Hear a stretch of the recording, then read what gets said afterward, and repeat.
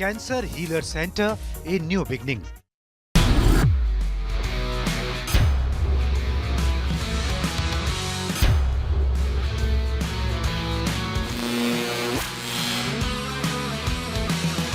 नमस्कार, स्पोर्ट्स 9 में आप सभी का स्वागत है। मैं हूं शिवेंद्र, मेरे साथ हैं मेरी सहयोगी अंकिता। और वॉल का मैसेज आज थोड़ा फिल्मी सा है, जिगर में बड़ी आग है। अब ये तो लिखा था गुलजार साहब ने और लिखा था एक फिल्म के गाने के तौर पे, लेकिन आज जो मुकाबला है दरअसल उस मुकाबले में भी बहुत आग है। आग की वजह क्या है? दो ऐसी टीमों के बीच मुकाबला है जिसमें दोनों ही टीम के जो सबसे मेन खिलाड़ियों में से शामिल हैं वो कुछ उनकी अदला बदली हुई है, और जो वो एक रहती है ना राइवलरी, वो राइवलरी आज देखने को मिलेगी। तो इसीलिए वो जो जिगर की आग है ना, वो आज मैदान में दिखाई देगी, खिलाड़ियों की आंखों में, उनके खेल में और साथ ही साथ टीमों के परफॉर्मेंस में। चलिए इस पर पूरी बातचीत करेंगे। साथ ही साथ बीती रात जो मुकाबला रहा, जहां पहली मुलाकात जो हुई चेन्नई और मुंबई, यानी लीग के इतिहास की दो सबसे जो कामयाब टीमें हैं उनके बीच जो पहली मुलाकात हुई, उसमें चेन्नई भारी पड़ा मुंबई पर। चलिए ये सब कुछ बात करेंगे। फिलहाल शुरुआत करते हैं। आज जो है वो तीसरा दिन है इस सीजन का, और इस तीसरे दिन में मुलाकात होनी है, भेंट होनी है, आमना सामना होना है Lucknow super giants versus Delhi Capitals की टीम का। विशाखापट्टनम में मैच खेला जाएगा। शाम 7:30 बजे मैच शुरू होगा और दोनों ही टीमें अपना पहला मैच खेलेंगी। और दोनों ही टीमें अब तक जो है वो खिताब जीती नहीं है। अब गुजरात की टीम, लखनऊ की टीम तो मतलब नई टीम है अपेक्षाकृत अंकिता, लेकिन दिल्ली की टीम तो शुरुआत से रही है। बावजूद इसके अब तक जो है उसको टाइटल जीतने का मौका नहीं मिला है। ऐसे में पहला मुकाबला, पहली कोशिश दोनों ही टीमों की होगी कि शुरुआत जो है वो जीत से की जाए, ताकि ये जो सीजन है वो एक हाई पर शुरू हो। बिल्कुल। और दिल्ली कैपिटल्स की टीम में ऋषभ पंत है। ऋषभ पंत जो है वो नए कैप्टन के तौर पर आपको दिखाई नहीं देंगे। दिल्ली कैपिटल्स की बात करें, क्योंकि अभी तक इतने सारे मैचेस में अदला बदली, आपने कहा ना कि जिगर में बड़ी आ गए, तो जो पंत है वो लखनऊ के पास चले गए। और दिल्ली की बात करें तो अक्षर पटेल की टीम की कमान संभालते आपको दिखाई देंगे। तो ये मैच बहुत ही हाई स्कोरिंग भी हो सकता है, क्योंकि अभी तक इस मैदान पर दोनों टीमें भिड़ी नहीं है और पहला ही मुकाबला जो इस मैच में खेलने वाली है। हालांकि दिल्ली की बात करें तो दिल्ली की टीम में धुरंधर बल्लेबाजों की कमी नहीं। यहाँ पर फैफ डुप्लेसिस का कमबैक हो चुका है। कमबैक इसलिए क्योंकि अभी तक वो आरसीबी की टीम में थे, लेकिन अब आपको दिल्ली की टीम में नजर आएंगे। इसके अलावा अगर हम बात करें लखनऊ की टीम की, तो लखनऊ की टीम में आपको Rishabh Pant as a captain नजर आएंगे, लेकिन सामने कैप्टन जो पिछले साल के लखनऊ के कैप्टन थे वो आपको दिल्ली में दिखाई देंगे। तो अभी तक जब तक हम पूरे मैचेस में एनालिसिस नहीं कर पाएंगे तब तक हमें पता नहीं चल पाएगा कि कौन सी टीम किस पर ज्यादा भारी है। हालांकि दोनों टीमें जो है वो टाइटल नहीं जीत पाई। जैसे अभी कहा शिवेंद्र जी ने कि दिल्ली की टीम जो है वो अपने बहुत सालों से खेल रही है, लेकिन टाइटल अभी तक नहीं जीत पाई है। तो उम्मीद है कि आज के मैच में कुछ मजेदार, कुछ आकर्षक जो है वो देखने को मिले। खासकर कप्तान जो अक्षर पटेल हैं, आपको पहली दफा कप्तानी भी करते दिखाई देंगे। कुछ कुछ मैचेस में पिछले साल किया था कप्तानी, बट फुल टाइम पहली बार आपको कप्तानी करते दिखाई देंगे। तो हाई स्कोरिंग मैच होने वाला है। बट आज आप किसे सपोर्ट कर रहे हैं? नहीं बताऊंगा, मैं बिल्कुल नहीं बताऊंगा। आप रोज जो ये मुझे गुगली फेंकती है, मैं इसमें कभी नहीं फंसूंगा। चलिए खैर, अभी जो अदला बदली का सस्पेंस था वो थोड़ा थोड़ा अंकिता ने उसको रिवील किया है, उसको पूरा बताते हैं आपको क्यों आखिर जिगर में बड़ी आग है। अगला अपडेट दिखाइए जरा, तो समझ में आएगा कि आखिर क्यों दो जो मेन खिलाड़ी हैं दोनों फ्रेंचाइजी के, यानी केएल राहुल और ऋषभ पंत पर सभी की नजर रहेगी। दोनों ही खिलाड़ियों की टीम में अदला बदली हुई है। केएल राहुल लखनऊ की टीम से दिल्ली में आए हैं और कप्तानी का प्रेशर इस बार उनके ऊपर नहीं है, वो इस बार कैप्टेंसी के रोल में नहीं है। ऋषभ पंत दिल्ली की टीम से लखनऊ गए हैं। ऋषभ पंत जब आए थे तो वो दिल्ली की कमान संभाल रहे थे, यानी कप्तानी कर रहे थे वो, और कप्तानी करेंगे। फ्रेंचाइजी बदली है और ये बड़ा इंपॉर्टेंट पॉइंट है। ऋषभ पंत आईपीएल के इतिहास के सबसे महंगे खिलाड़ी बन चुके हैं। 27 करोड़ रुपए लगभग उनको मिले थे जब उनकी बोली लगी थी। तो इस लिहाज से भी अगर देखा जाए, जो मोस्ट प्राइज्ड टैग होता है वो इस बार ऋषभ पंत के साथ है। अंकिता, अब आते हैं, बात करते हैं जो हम आग शब्द का इस्तेमाल कर रहे हैं ना, इस आग के पीछे कहने की वजह यह है, दोनों खिलाड़ियों को बहुत कुछ साबित करना है। Rishabh Pant, keeping in mind 27 crore रुपए अगर आपके ऊपर खर्च किए गए तो आपको वो वैल्यू तो दिखानी पड़ेगी, क्योंकि इस लीग का बाकी दुनियादारी की जितनी बातें करनी हो कर लीजिए, लेकिन साफ मैसेज है कि बाप बड़ा ना भैया, सबसे बड़ा रुपया। आपके ऊपर पैसा खर्चा किया गया है, परफॉर्मेंस करके दीजिए, वरना फिर अगले सीजन में thank you tata bye bye हो जाता है। ऐसा हमने बहुत से खिलाड़ियों के साथ देखा है, तो वो तो एक आग है ही है।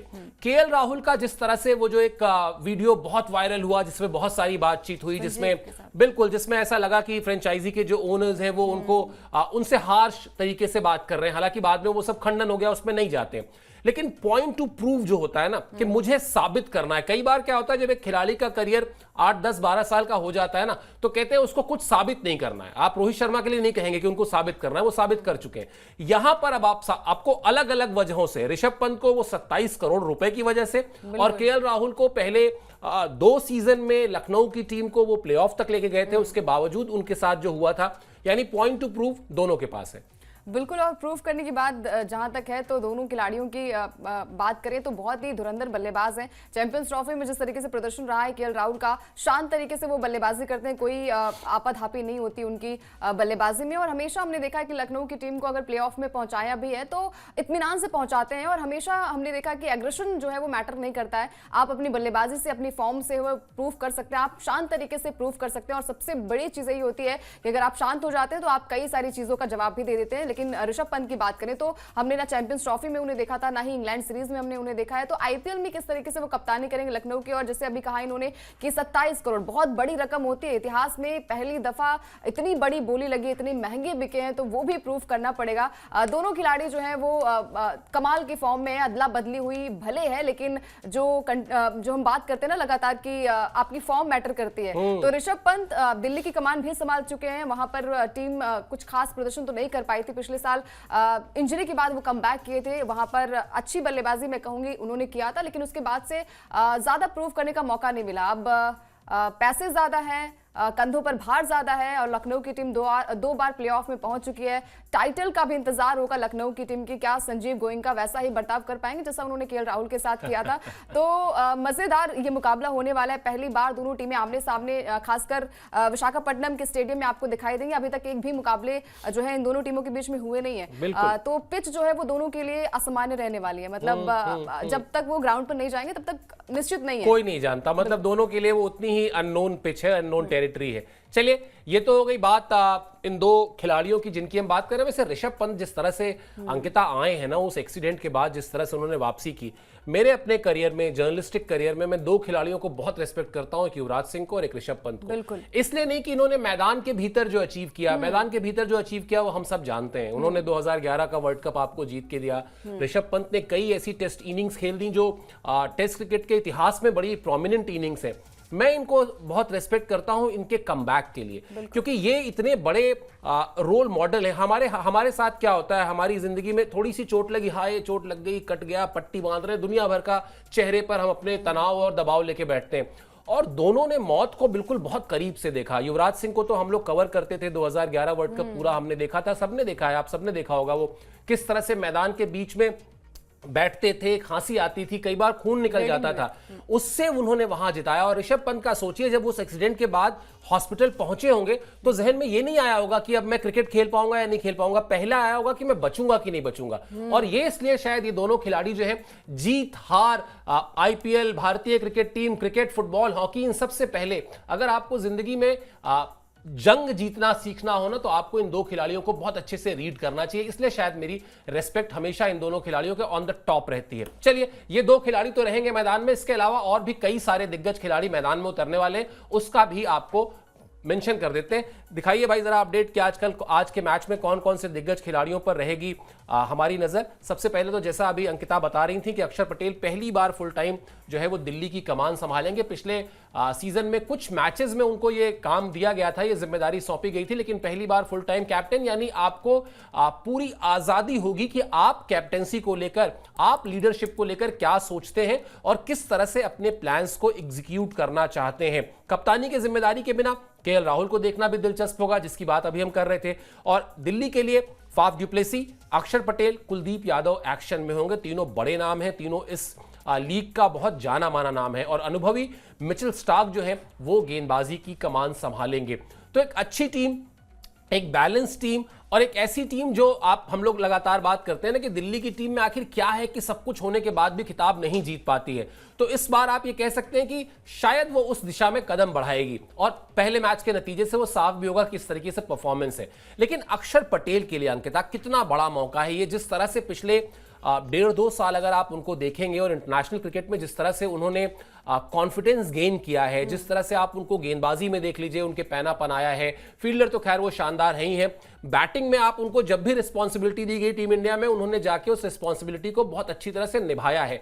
वो जो कॉन्फिडेंस है जो हाल फिलहाल में इंटरनेशनल मैचेस से उनको मिला है, कप्तानी में दिखेगा जरूर। वो लीडरशिप स्किल जो है, वो जो उनके अपने आइडियाज है उसको एग्जीक्यूट करते दिखाई जरूर देंगे।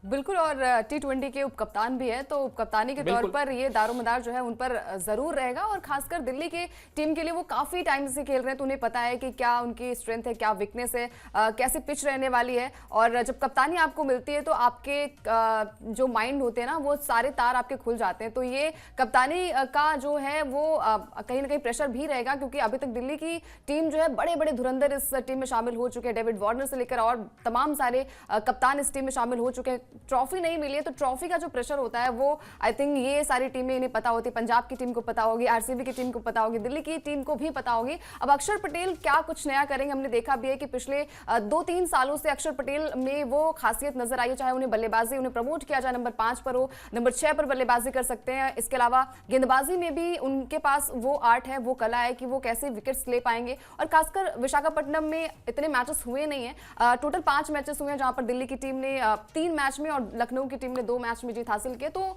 जो आंकड़े हैं, जो हम कहते हैं ना कि दोनों के बीच में जो अगर मैचेस की बात करें तो 3 और 2 का ही अंतर है, मतलब ज्यादा कुछ हार और जीत का अंतर है नहीं। इसी मैच में आई थिंक केकेआर की टीम ने साल 2024 में सबसे ज्यादा रन भी बनाए थे। तो यहाँ पर बैटिंग भी अच्छी हो सकती है और यहाँ पर गेंदबाजी भी अच्छी हो सकती है। हालांकि अभी तक दोनों टीमों के बीच में मैच हुआ नहीं, तो ये कहना मुश्किल है कि कौन जीतेगा कौन हारेगा। अब मैदान पर जो अच्छा करेगा वही जीतेगा। और जैसा हमने अभी तक के मैचेस में देखा है कि टफ कंपटीशन जो है वो देखने को मिलता है। तो अक्षर पटेल के लिए ये टफ चैलेंज होगा कि वो अपने इस चैलेंज को कैसे पूरा करते हैं। और खासकर मैच को जीतना जो है, वो पहला मैच जीतना बहुत ज्यादा जरूरी भी हो जाता है, खासकर कप्तानी के तौर पर, क्योंकि आप पर वो दारोमदार भी है कप्तान के तौर पर। बिल्कुल, और मुझे लगता है शायद वही जो एक खिलाड़ी पहले तो ड्रीम करता है कि वो अपनी टीम के लिए खेले। मतलब यहां पर तो चलिए आप आईपीएल की बात कर रहे हैं, वैसे अगर बात की जाए फिर उसके ड्रीम में कहीं ना कहीं होता जरूर है कि टीम को लीड करे।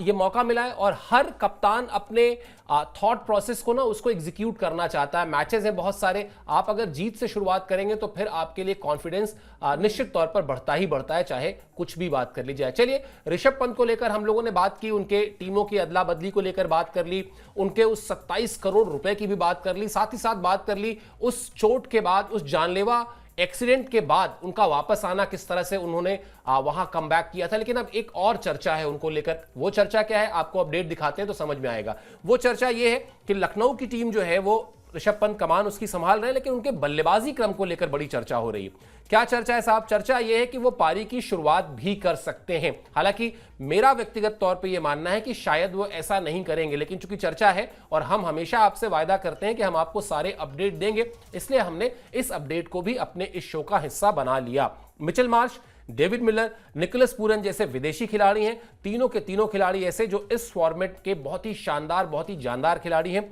और इसके अलावा स्पिन गेंदबाजी में रवि बिश्नोई, मतलब कुछ खिलाड़ी ऐसे होते हैं, कृणाल पांड्या के लिए हम बात कर रहे थे कुछ दिन पहले, कि कुछ खिलाड़ी ऐसे होते हैं जो साल भर शायद आपको उस तरह से चर्चाओं में ना दिखाई दे, लेकिन जैसे ही आईपीएल आता है उनकी चमक अलग दिखाई देने लगती है। तो उस चमक में दिखाई देंगे आपको रवि बिश्नोई। यंग स्पिनर हैं, भारतीय टीम में खासतौर पर मौका भी उनको मिल चुका है। अब उनको उस जगह को अगर कॉन्क्रीट करना है, बराबर अपने आप को भारतीय टीम में बनाए रखना है, तो वो इसके लिए एक बड़ा अच्छा प्लेटफॉर्म है आईपीएल, जहां पर परफॉर्म करें तो कम से कम इस फॉर्मेट में वो भारतीय टीम के सिनेरियो में बने रहेंगे। लेकिन हम आते हैं वापस ऋषभ पंत के बल्लेबाजी क्रम पर। अंकिता, आप क्या चाहती हैं, करें क्या ओपन या ना करें? मेरे हिसाब से चाहे वो ओपन करे, चाहे नंबर 3 पर बल्लेबाजी करे, दोनों में वैसा ही फॉर्म देखना चाहिए। और खासकर अपनी टीम के लिए आप अगर ओपन भी करेंगे तो उसमें कोई बड़ी बात नहीं है। फिर आप ओपनिंग के तौर पर किसे टीम में शामिल कर पाएंगे? अगर ऋषभ पंत अगर होते हैं ओपनिंग के तौर पर, तो आई थिंक डेविड मिलर उनके साथ ओपन कर सकते हैं। आपके हिसाब से? मेरे ख्याल से देखिए, मुझे नहीं लगता कि जो सेटअप है अभी ऑलरेडी उस टीम के सेटअप को अपने वो शायद ही छेड़े। उसके अलावा ऑप्शंस उनके पास हैं। Nicholas Pooran. बिल्कुल नहीं, निकोलस पुरन मिचेल मार्श कर सकते हैं, मतलब मुझे लगता है कि शायद ऑप्शंस हैं। ऋषभ पंत अपने लिए क्या होता क्या है कि एक चीज होती है, वो एक जेंगा होता है ना गेम, आपने खेला है कभी बचपन में, जिसमें लकड़ी के बहुत सारे ब्लॉक्स होते हैं, सेट करने होते हैं और एक एक ब्लॉक निकालना होता है और गिरना नहीं चाहिए, ये उसकी शर्त होती है। अब आप एक ऋषभ पंत को निकाल लें तब तो वो बल्लेबाजी क्रम नहीं गिरता है, ऐसा मतलब टू मेनी चेंजेस मुझे नहीं लगता कोई भी कप्तान करेगा पहले ही मैच में। हो सकता है किसी एक मैच में आपको ऋषभ पंत ओपन करते दिख भी जाए, लेकिन अगर सब कुछ सही चल रहा है तो फिर अपनी पुरानी जगह पर ही वो बल्लेबाजी करेंगे। हाँ, at the end of the day जो ज्यादा मैटर करता है कि जो उनका जो एग्रेशन है, वो जो कप्तानी के साथ उस एग्रेशन को दिखाना, कई बार कप्तानी क्या होती है, आपको थोड़ा सा ना बांधती है। कप्तानी आपको आपकी जिम्मेदारी का एहसास हर समय कराती है। तो हो सकता है कई बार जो वो बहुत टेंशन फ्री होकर खेलते हैं किसी दूसरे कप्तानी में, खासतौर पर टीम इंडिया के लिए, वैसी टेंशन फ्री लाइफ ना रहे। यहाँ टेंशन है, यहाँ पे कप्तानी का टेंशन है और वो 27 करोड़ रुपए का टेंशन भी है, तो इसलिए शायद टू मेनी चेंजेस आपको ना दिखाई दें। चलिए, बार बार पिच की बात कर रही थी अंकिता, उस पिच पर आते हैं। उस पिच से जुड़ी कुछ खास बातें जो है, कुछ हाइलाइट्स जो है वो आपको बताते हैं, तो समझ में आएगा कि पिच किस तरह से बिहेव करने वाली है बल्लेबाजी के लिए। वैसे तो अमूमन हम देखते हैं कि इस फॉर्मेट में ज्यादातर पिचें जो है वो ऐसे बनाई जाती हैं जो बनाए। चलिए, पिच पर भी आएंगे, उससे पहले एक इंपॉर्टेंट पॉइंट रह गया था, वो आपकी स्क्रीन पर है भी, वो बता देते हैं कि लखनऊ की टीम के साथ एक बड़ा पॉजिटिव पॉइंट ये है कि पहले बल्लेबाजी करके जीतने में लखनऊ की टीम माहिर है। 2022 के बाद से 73% मैच ऐसे हैं जिसमें लखनऊ की टीम ने पहले बल्लेबाजी की और जीत हासिल की है। और उससे उलट दिल्ली के तेज गेंदबाजों का इकोनॉमी रेट जो है वो अच्छा नहीं रहा है। यानी अगर पिछले सीजन में बात कर ली जाए तो प्रति ओवर 10.7 की इकोनॉमी रेट से गेंदबाजी की थी दिल्ली के गेंदबाजों ने। 2024 में T20 मुकाबलों में निकोलस पुरन ने 187 छक्के लगाए हैं। ये भी एक बड़ा इंटरेस्टिंग सा डेटा है। तो ये डेटा हम जो डाल रहे हैं अभी अंकिता स्क्रीन पर, ये दो चीजें कहता है। एक तो कहता है कि दिल्ली की टीम जो है उसके गेंदबाज, फास्ट बॉलर्स थोड़े महंगे साबित हुए हैं, और वहीं ये भी कहता है कि लखनऊ की टीम जो है वो पहले बल्लेबाजी करती है तो वो उसके लिए बेहतर रहा है। यानी कुल मिला जुलाकर कहा जाए कि अगर ये डेटा लेकर लखनऊ के कप्तान के पास कोई जाएगा तो उनको टॉस के बाद क्या करना है इसके लिए ज्यादा भ्रम नहीं रहेगा उनके दिमाग में। बिल्कुल भ्रम नहीं रहेगा। बट विशाखापट्टनम में पहली दफा दोनों टीमें खेल रही है तो थोड़ी सी शायद फ्री माइंड दोनों कप्तानों का रहेगा। इतनी टेंशन जो है वो दोनों कप्तानों के पास नहीं रहेगी। जैसा निकोलस पुरन के लिए कहा गया, बहुत ही अच्छे बल्लेबाज है, बहुत ही कमाल के बल्लेबाज, और जब पंजाब की तरफ से भी खेलते थे तो वहां पर भी अच्छी बल्लेबाजी करते थे। फील्डिंग लाजवाब है, वो कैच, फ्लाइंग कैच आपको सबको याद होगा जब पंजाब के लिए वो खेलते थे। तो फील्डिंग के साथ साथ बल्लेबाजी में भी वो दमखम दिखाते हैं, और हमेशा हमने देखा कि लखनऊ के लिए महंगे भी इस बार उन्हें टीम में शामिल किया गया, और साथ ही साथ वो दारोमदार रहता है। जैसे मिडिल ऑर्डर में अगर आपकी बल्लेबाजी जो है वो क्रम थोड़ी सी हम कहते हैं ना कि धीमी पड़ जाती है, तो वहां पर वो निकोलस पुरन आते हैं और उस मैच को बनाकर ले जाते हैं। इसके अलावा आपने कहा कि दोनों टीमें जो है वो थोड़ी सी चिंतित होंगी, और अगर हम ये प्रेडिक्शन लेकर जाएं कि बल्लेबाजी में जो है वो लखनऊ की टीम ज्यादा अच्छी बल्लेबाजी करती है, लखनऊ की टीम, इसके अलावा दिल्ली की बात करें तो उनके गेंदबाज स्लो हैं। आखिर इस बार दिल्ली में मिचेल स्टार्क का कमबैक हो चुका है, तो केकेआर की तरफ से वो खेल भी चुके हैं, ट्रॉफी भी दिला चुके हैं, तो उन्हें पता है कि मैच को कैसे मतलब टर्न करना है, मैच को किस तरीके से खेलना है। तो इस बार दो सबसे ज्यादा टफ चैलेंजेस होगा कि एक तरफ मिचेल स्टार्क होंगे, दूसरी तरफ होंगे ऋषभ पंत, तो ये राइवलरी जो है वो मजा आएगा। इसके अलावा अक्षर पटेल जो है वो फुल टाइम कप्तानी करेंगे, तो कप्तानी के तौर पर कैसा उनका स्वभाव रहने वाला है, कैसा एग्रेशन रहने वाला है, क्या वैसा ही एग्रेशन रहेगा जैसे हमने अभी तक के मैच में देखा है। मतलब शांत तरीके से विकेट्स भी लेते हैं और कोई सेलिब्रेशन होता नहीं है बैटिंग के बाद। बिल्कुल, और मुझे लगता है कि at the end of the day होना ये चाहिए कि मैच ऐसा हो जिसमें दर्शकों का पैसा वसूल हो, क्योंकि ये एक तरीके से फेस्टिवल है इंडिया का, हम हमेशा कहते भी हैं, और बड़े प्रेम से बैठ जाते हैं लोग मैच देखने के लिए। पहले एक कनेक्ट भी होता था कि भाई लखनऊ का आदमी है तो लखनऊ की टीम को सपोर्ट कर रहा है, दिल्ली का आदमी दिल्ली की टीम को सपोर्ट कर रहा है, उस टीम में दिल्ली के ज्यादा प्लेयर हैं, या उस टीम में जो आइकन प्लेयर का नाम दिया गया था शुरू में, उस टीम में वो कनेक्शन है। अब उस तरह का कनेक्ट नहीं रह गया है। बावजूद इसके मैच जो हाई प्रोफाइल, जो अच्छे थोड़े रन बनते हैं, थोड़ा मजा आता है, आखिरी ओवर तक जाए मैच, ऐसा ही एक मैच होने की उम्मीद रहेगी। अब आते हैं विशाखापट्टनम की उस पिच पर जिसका जिक्र मैं थोड़ी देर पहले कर रहा था। क्या है उस पिच में खास? 180 से लेकर 200 रन के आसपास कुछ बनता हुआ दिख रहा है। कम से कम जो आंकड़े हैं, जो सैंपल साइज है इस मैदान में खेले गए मैचेस का, वो यही इशारा करता है, वो यही इंडिकेट करता है कि साहब 180 से 200 रन बन सकते हैं। बाकी अंकिता जो बार बार जिक्र कर रही थी, कोलकाता ने इसी ग्राउंड पर 272 रन बनाए थे। इसके अलावा आंध्रा प्रीमियर लीग के जो 19 मैच खेले गए हैं यहां पर, उसमें से एक मैच में स्कोर 200 के पार गया था। लेकिन जो T20 फॉर्मेट के विशाखापट्टनम में जितने भी मैच खेले गए हैं, उन मैचेस में जो प्रति ओवर रन बने हैं वो 9.2 हैं। तो हमने बड़ा आसान सा एक फॉर्मूला निकाला अंकिता कि अगर 20 ओवर का मैच है और प्रति ओवर 9 रन बन रहे हैं तो 180 रन तो ऐसे ही हो गए। और उसके बाद 180 से 200 रन का एक ले लिया एक आंकड़ा कि इसके आसपास कुछ बनेगा। अब मेरा बड़ा सीधा सा मानना है कि 180 से 200 रन अगर बनते हैं तो ये वही जो बात थोड़ी देर पहले हम कर रहे थे ना, और मैच अगर आखिर तक जाता है तो दर्शकों के लिए पैसा वसूल मैच होने वाला है। बिल्कुल, और हाई स्कोरिंग मैच यहाँ पर देखने को मिलेगा। अगर बल्लेबाजी जिसकी भी पहले आ गई तो यहाँ पर हाई स्कोरिंग मतलब आप स्कोर बोर्ड पर इतना रन बना दीजिए कि सामने वाली टीम प्रेशर में आ जाए। जैसे हमने हैदराबाद की मैच में देखा था, इतने रन आप बना दीजिए कि सामने वाली टीम अपने आप में हार फील करे कि भाई अब हम बल्लेबाजी नहीं कर पाएंगे, अब हम बल्लेबाजी में वो दमखम दिखा नहीं पाएंगे। तो ये जो है, अगर यहाँ पर कोई भी बल्लेबाजी पहले करेगा तो एक हाई स्कोरिंग मुकाबला हमने पिछले भी मैच में देखा है, पिछले सीजन में भी देखा है, जहां पर कोलकाता ने अच्छा खासा रन बनाया था। इसके अलावा दिल्ली कैपिटल्स ने इसी मैदान पर 191 रन भी बनाए थे और चेन्नई की टीम नहीं कर पाई थी। तो बल्लेबाजी जो है वो टॉस जीतकर बल्लेबाजी शायद मेरे हिसाब से एक कप्तान के लिए जो है वो सबसे बड़ा टॉनिक हो सकता है कि आप टॉस जीतिए और सबसे पहले बल्लेबाजी करिए, स्कोर बोर्ड पर इतने रन लगा दीजिए कि सामने वाली टीम जो है वो पहले ही हार मान जाए कि भाई हम बल्लेबाजी नहीं कर पाएंगे। अब इस टीम में अच्छे बल्लेबाजों की कमी नहीं है, दोनों ही टीम अगर हम बात करें तो काफी बैलेंसिंग नजर आई ऑन पेपर भी, बट ग्राउंड पर आप पहुंचते हैं तो आपके बड़े बड़े धुरंधर बल्लेबाज, जैसे कि हमने मुंबई की टीम में देखा, Rohit Sharma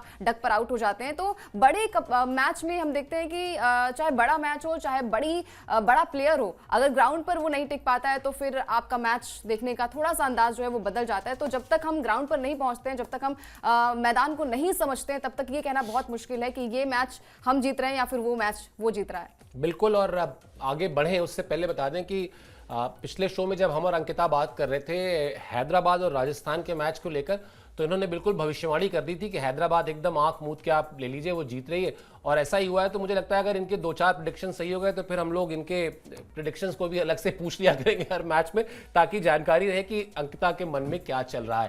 cancer healer centre, a new beginning.